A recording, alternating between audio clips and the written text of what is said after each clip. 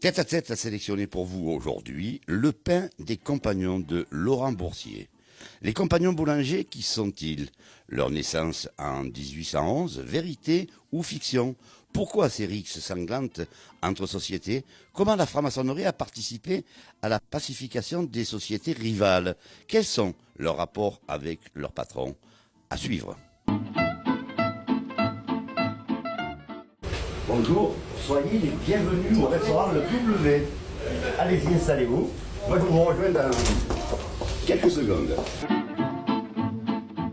Bonjour à toutes et bonjour à tous. Merci une nouvelle fois de nous rejoindre sur nos pages Facebook et YouTube. En effet, vous êtes de plus en plus nombreux à nous suivre. Nous recevons ce matin deux femmes, Éléonore de Grise et Laetitia Gonzalez, deux chefs d'entreprise qui ne se laissent pas impressionner par les difficultés de leur vie. À la vision comme à la réalisation, Benjamin Baron, aussi connu à Nîmes, il est connu comme le loup blanc.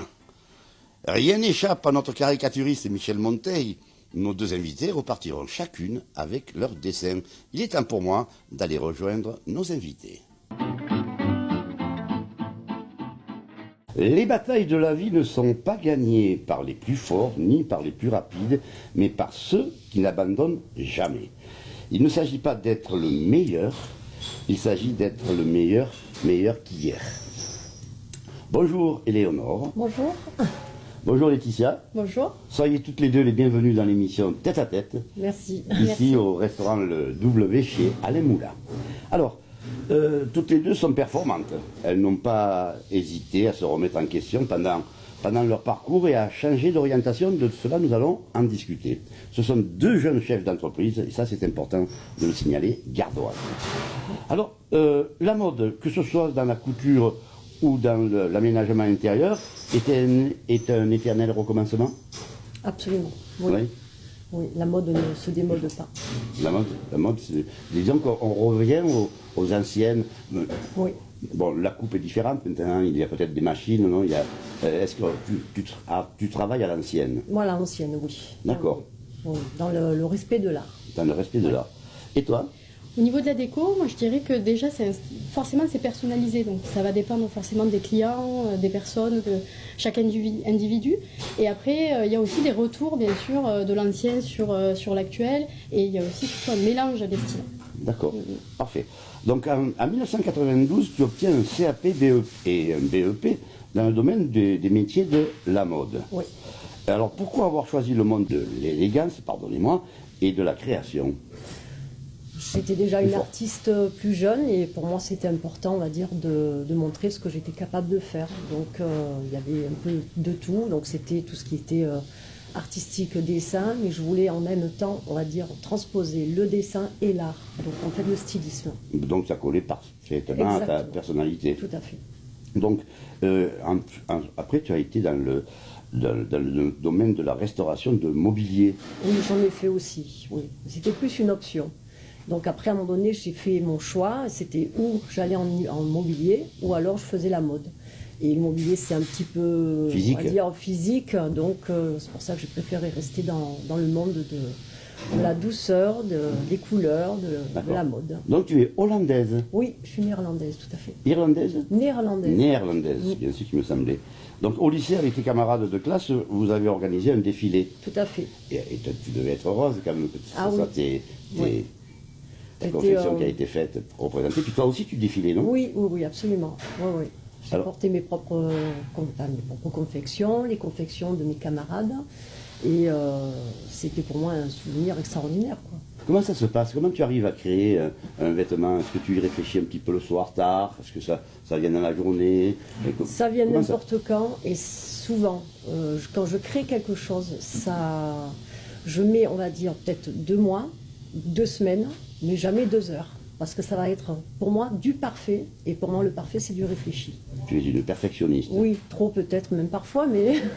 Donc tu confectionnes quoi? Des tailleurs, des vestes, des robes de mariée? Des robes de mariée, des tailleurs, des pantalons. Il y a aussi les retouches, hein. Donc il en faut aussi, puisque Oui. il y a des personnes qui viennent avec des ourlets, des fermetures à glissière à changer. Est-ce qu'il y a il y a peut-être de moins en moins de personnes, de femmes qui cousent, non? De femmes et d'hommes, il y a de moins en moins de couturières, oui. Oui, C'est un métier qui se perd, malheureusement. Mais autrement même, parce qu'il y a une transmission de la maman également qui fait que la fille qui arrive derrière coud plus facilement. Est-ce que la transmission se fait toujours par rapport de la maman aux enfants? Alors, la maman aux enfants, Toi, par moi, exemple. mes enfants, non. Non, ils ne coupent pas, non. Non. D'accord. Donc tu leur as quand même expliqué ce que c'était. Oui, oui. la Ils me couture. demandent par contre de leur faire des jupes, des vêtements. Donc, Ah oui, oui, d'accord. Donc tu as voilà. 3 enfants, c'est ça? Oui, oui, oui. Un garçon et 2 filles. D'accord. Ils ont quel âge? Alors 21 pour mon fils, Alexandre, 19 pour Amélie, ma fille, et 17 pour Ambre. Qu'est-ce que tu en penses de son sujet, de ce qu'elle fait? Mais en fait, il y a pas mal de corrélations.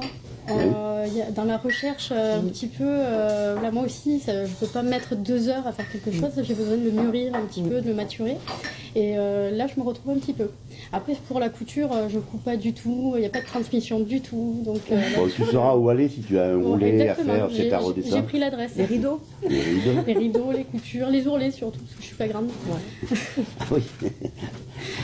Dis donc, c'est héréditaire quand même l'art chez toi, parce que ton Oui. papa était sculpteur, non? C'est ça? Il était artiste peintre, sculpteur et professeur d'histoire de l'art à l'Académie royale de Rotterdam. Eh oui. Et spécialisé d'ailleurs dans l'Égypte. Parfait. Moi j'y crois à l'hérédité, que ce soit artistique sur Oui. le chant, la musique, ou comme toi par exemple la couture. Oui, oui, oui. Bon, la couture, on va dire que ça c'est plus inné, quoi. Ouais. Je pense. Mais en fait, pour créer, il faut déjà dessiner quelque chose. Exactement. Hein? Il faut avoir l'idée, ensuite le transposer sur un papier, et ensuite, tout en respectant, on va dire, les proportions de la personne. Donc, on va dessiner un visage, ensuite un corps, et sur le corps, après, je l'habille. D'accord. Donc, j'imagine sur papier d'abord. Toi aussi, c'est ton papa qui t'a donné parce qu'il était dans les BTP, c'est ça? Alors, mon père est peintre en bâtiment, en fait. J'ai Oui. j'ai une grande famille, donc ils sont tous dans le bâtiment, donc tous les oncles, voilà, j'ai des maçons, j'ai un peu tout le monde dans la Manche, on va dire, Oui. du moins en héritage.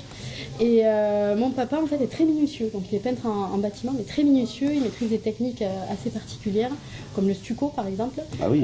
qui est quand même assez particulier, c'est pas tout le monde qui peut le faire. Mm. Et donc, il m'a donné le sens du détail. En entrant dans une pièce, il me dit regarde, là on voit qu'il y avait une fuite, là on voit que là il a oublié de mettre le scotch. Bon, des petites choses qui m'ont permis d'avoir l'œil en fait au niveau du bâtiment et de l'intérieur. D'autant que tu n'as pas toujours été dans la conception intérieure. Alors, mon parcours déjà Oui. scolaire est très commercial en fait à C'est ça. l'origine. Je suis pas du tout, j'ai pas été sur des études d'architecture classique ou de dessin ou de design. C'était très très commercial. J'ai fait un bac S en plus, donc très scientifique, rien à voir. Mais j'y suis vite tombée puisque je suis rentrée en tant que conceptrice d'intérieur en fait pour un magasin de Nîmes. Qui est aujourd'hui Ligne Rosée. Voilà. Ouais, donc, ouais. donc je faisais de cuisine, de l'aménagement intérieur. C'était assez haut de gamme, très intéressant à travailler. C'est là que j'ai eu ma formation principale. D'accord. Voilà. Donc tu fais travailler tous les artisans régionaux, c'est ça?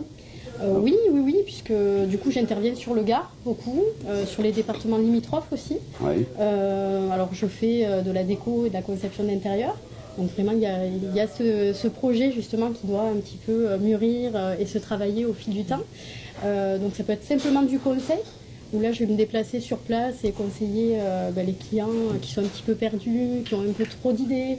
Et là on est vraiment sur des coachings, donc ça dure 2 heures en moyenne, ça va très très vite. Après il y a les projets qui eux demandent à se construire un peu plus, où là on va travailler sur une phase esquisse, une phase un peu plus détaillée, voire une phase d'exécution. En fin de compte, il faut que tu t'adaptes. Systématiquement. Systématiquement. On te demande des choses loufoques, un petit peu, des trucs comme ça? Tu as un C'est exemple? toujours sur mesure. Oui. Après, des choses loufoques, non, finalement, en fait, les gens sont très terre à terre, très standardisés. C'est plutôt nous qu'on va leur dire bon, mais là, peut-être qu'il serait intéressant de faire un encadrement comme ça pour relever au niveau du volume, de la lumière. C'est nous qu'on va plutôt donner l'idée loufoque. Et qu'est-ce qui est le plus difficile? C'est de pouvoir créer une cuisine ou créer un intérieur, par exemple une salle à manger ou une cuisine ou un salon? Mais c'est toujours un défi, toujours un renouveau en fait, puisqu'on part toujours d'une feuille blanche finalement, d'un espace qui est tout à refaire. Parfois on part d'un garage, les clients veulent aménager des chambres, une salle de jeu. Donc à ce moment-là, on va vraiment devoir tout reprendre et tout mettre à plat. Donc ça démarre en fait par une belle découverte. Donc c'est là où l'aspect commercial finalement est important et très lié finalement à mon métier qui est autant créatif que commercial. Donc, Letty Déco, c'est quoi exactement? C'est ma société Ouais. que j'ai ouvert en juin 2018. Voilà, donc sous un format de micro-entreprise au début. Et elle va prendre notre statut bientôt. Voilà, c'est pour ça que voilà. Donc en avril, normalement, je vais passer en SARL. D'accord. On peut mettre beaucoup de couleurs dans une... On te demande de mettre beaucoup... Parce qu'on se rend compte de plus en plus que le blanc, par exemple, était... on le retrouvait partout. On arrive difficilement à trouver des couleurs d'un petit peu de... On sort un peu d'une phase très épurée, en fait, et on va retrouver justement du très chargé. Donc on a tout ce qui est tapisserie chargée avec des motifs floraux divers et variés, beaucoup de couleurs, mais il y a encore une harmonie à trouver. On ne peut pas mettre toutes les couleurs n'importe comment. Donc on va justement chercher à équilibrer toujours en fonction de la personne. C'est un métier qui est vraiment sur mesure. Donc là, on se rejoint beaucoup avec Éléonore. On est vraiment sur du sur mesure systématique. Et toi, tu pourrais travailler avec Laetitia. bien sûr. Parce que tu confectionnes des rideaux, des Absolument. tapisseries, tu continues toujours dans le fauteuil, la maroquinerie. Alors non, ça me Non. fait pas. Mais par exemple, les rideaux, tu pourrais concevoir oui, en absolument. collaboration. Ça serait bien que vous puissiez travailler toutes les tout à deux. fait. Qu'est-ce que tu penses de cette jeune femme qui dynamique Très également, hein? dynamique, c'est bien. C'est décoratrice d'intérieur, c'est un très bon métier aussi. C'est rendre, on va dire, éphémère ce qui est, on va dire, impalpable pour certaines personnes. Donc on le met sur papier. C'est un peu comme moi. Ensuite, on le crée. Et ensuite, c'est le regard des gens. C'est là le merci qu'on a. C'est vrai qu'il y a beaucoup de gens qui n'arrivent pas à visualiser en fait. Le plus gros problème qu'on rencontre souvent, c'est le fait que les gens n'arrivent pas à visualiser. Donc moi je travaille beaucoup avec le 3D. Déjà forcément, ça c'est il y a des outils. Ça c'est un avantage quand même. Voilà. Alors ça vient aussi de ma formation sur l'ameublement, puisque du coup je suis aussi cuisiniste. Donc je propose des cuisines, des salles de bain, tout ce qui est ameublement d'intérieur, que ce soit pour les professionnels ou les particuliers. Dans les particuliers, ameublement de cuisine, tout ça. Mais du coup, on fait vraiment du visuel 3D. Alors, il y a le côté axé sur le mobilier ou alors le côté axé sur l'intérieur, la décoration, le volume, voilà, le zonage des pièces aussi, ça peut être important. Et donc, le 3D est incontournable. Voilà. Parce que, est-ce que tu arrives maintenant à décider? Parce que tu n'avais pas de base de dessin aussi? Alors, un petit peu, parce que dans les formations cuisinistes, alors, il n'y a pas, c'est un métier qui n'est pas réglementé. Donc, en fait, c'est un métier où il y a quelques écoles de formation qui sont souvent privées. Et après, c'est souvent les magasins, les enseignes qui vont former. Donc, j'ai des bases de dessin, bien entendu, ne serait-ce que représenter des perspectives, un petit peu d'ameublement. C'est pas ma spécialité, très honnêtement, je suis pas assez artiste peut-être pour ça. Mais par contre, aujourd'hui, on a l'outil informatique qui est incontournable lui aussi. Et du coup, je réalise des visuels en 3D informatique, parfois crayonnés pour au moins montrer à la cliente sur place, ou aux clients. Mais c'est souvent les clientes qui s'occupent de l'intérieur. Mais c'est vrai qu'après, j'aboutis avec un visuel 3D photoréaliste. Tu pourrais travailler de la même façon. Est-ce qu'on peut travailler en couture, je pense, avec un 3D, avec l'informatique, tout ce qui Alors ça existe, mais c'est vrai que moi je suis plus à l'ancienne. Tu es plus à l'ancienne. Je prends les mesures, je crée moi-même le patronage, je fais tout. Parce que nous avons un ami ici qui s'appelle Nicolas Sevanovic, qui a le magasin NS Concept, qui lui, il a un miroir virtuel.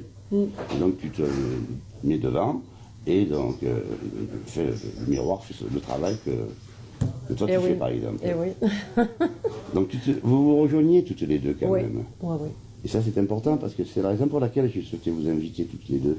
Parce qu'il y a un parallèle quand même, deux créatrices. Donc rappelle-nous le nom de ta société. Alors c'est Éléonore DG Couture, sachant qu'à la base c'est EDG Art Sculpt. Oui.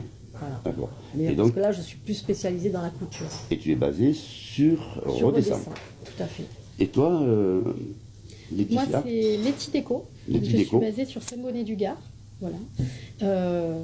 Donc conception.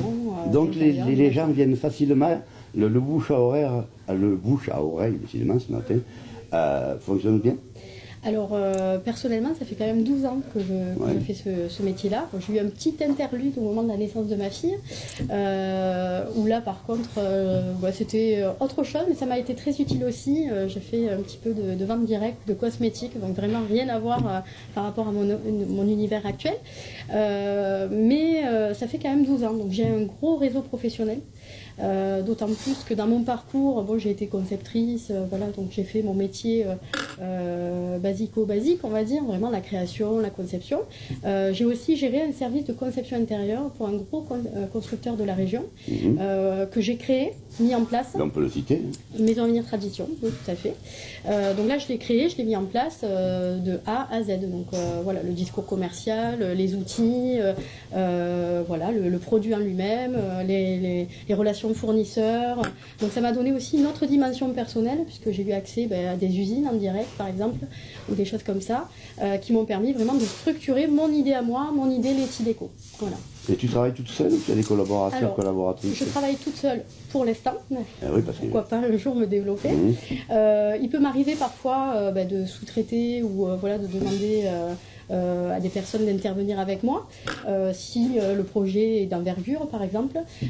J'ai beaucoup de partenariats, par contre. Je travaille quand même seule sur mes projets. Il y a une notion de personnalité, la touche du créateur un petit peu, on va dire. Mais j'ai beaucoup de partenaires et je suis aussi dans des réseaux professionnels.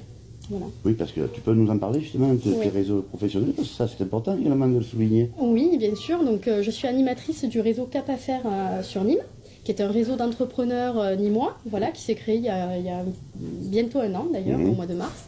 Donc on est une trentaine d'entrepreneurs nîmois d'ailleurs, qui nous réunissons deux fois par mois pour échanger, justement, profiter des réseaux de chacun, mais surtout se construire sur de la confiance, du partage et puis du professionnalisme. Et puis des idées. Et des idées, et puis un échange de toute façon, automatiquement ça permet d'évoluer, de grandir et de faire évoluer les idées. Tu arrives toi à rencontrer d'autres personnes de ton...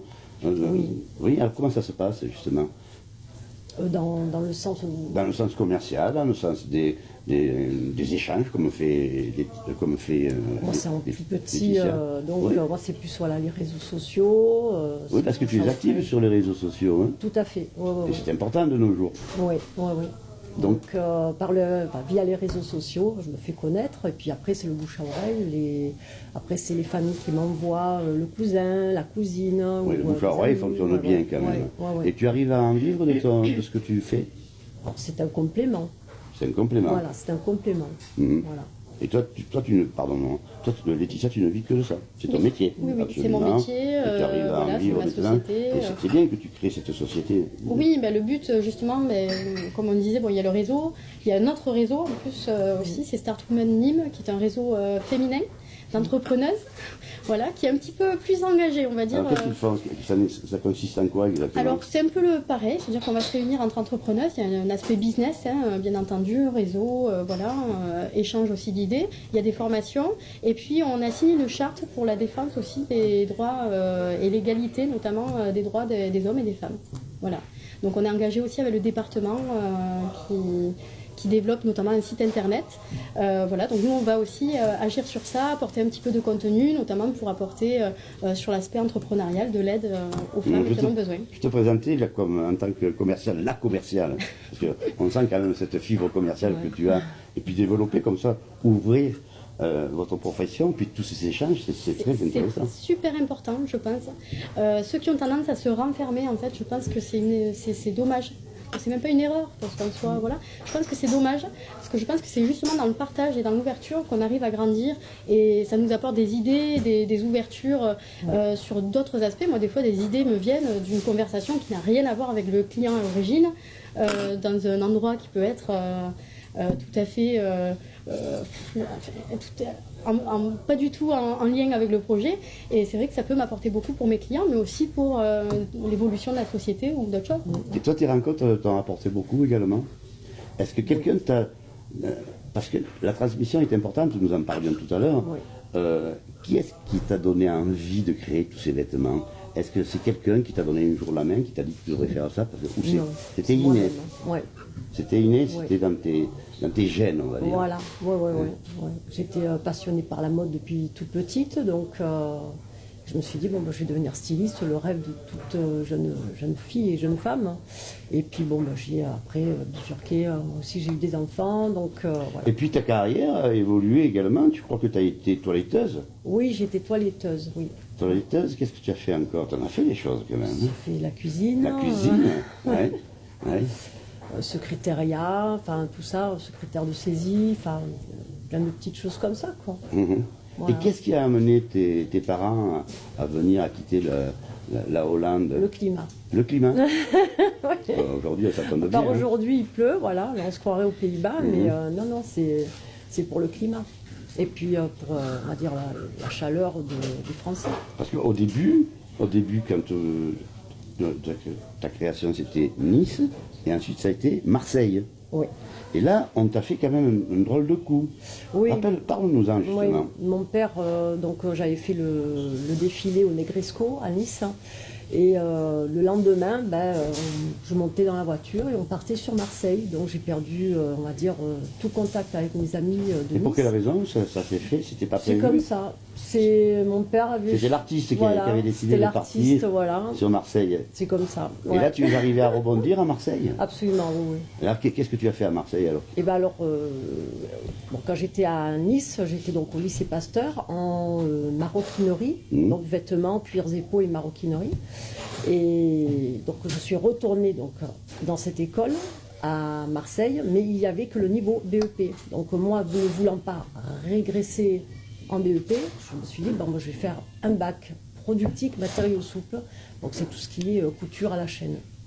Couture à la chaîne, c'est-à-dire la fabrication industrielle. de sacs, etc. C'est ça. Et j'avais fait un stage pour certains, ça s'appelle des maillots, des t-shirts. Donc une frustration dans la mesure où tu travaillais à la chaîne, c'est ça? Voilà, donc il n'y avait pas ce côté créatif, je l'avais perdu, donc je me suis dit, bon, j'arrête la couture. Ah d'accord. Ouais. Et c'est là où tu as décidé d'être toiletteuse? Non, là après j'ai commencé la cuisine. La cuisine. Donc pour continuer dans l'art, on va dire, pour... c'est pour un art, la décorer les cuisine. voilà, pour décorer les assiettes, pour faire la cuisine, on va dire, pour faire plaisir un peu à soi-même, mais aussi aux autres surtout. Puis tu es marié avec un cuisinier aussi. Absolument, oui. Un très bon cuisinier. Ben oui. C'est tellement meilleur quand c'est lui qui cuisine. Ah ouais?